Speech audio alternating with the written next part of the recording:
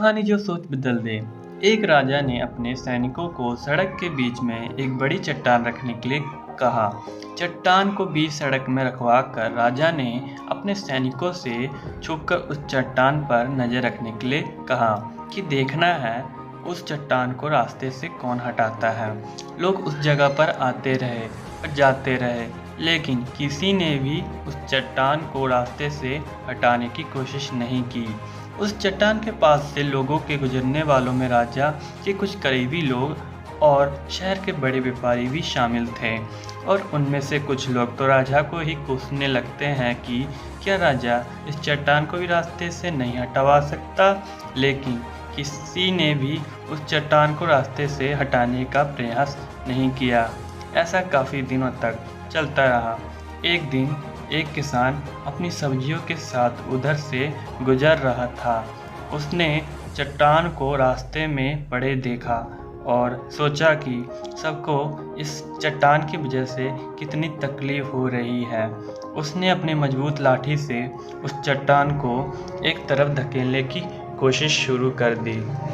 काफ़ी कोशिश के बाद वह उस सड़क से हटाने में कामयाब हो गया। चट्टान रास्ते से हटाने के बाद किसान अपनी सब्जियों को उठाकर जाने ही वाला था कि अचानक उसकी नज़र एक पोटली पे पड़ गई, जो ठीक उसी जगह पड़ी थी जहां से उसने वह चट्टान हटाए थे। उसने उस पोटली को खोलकर देखा तो उसमें सोने के कई सिक्के थे, और उन सिक्कों के साथ राजा का एक संदेश भी लिखा था, जिसमें लिखा था कि ये सोने के सिक्के उनके लिए हैं जो इस चट्टान को रास्ते से हटाएगा। दोस्तों, बिल्कुल ठीक इसी तरह हम सब के लाइफ में भी कई परेशानियां आती हैं।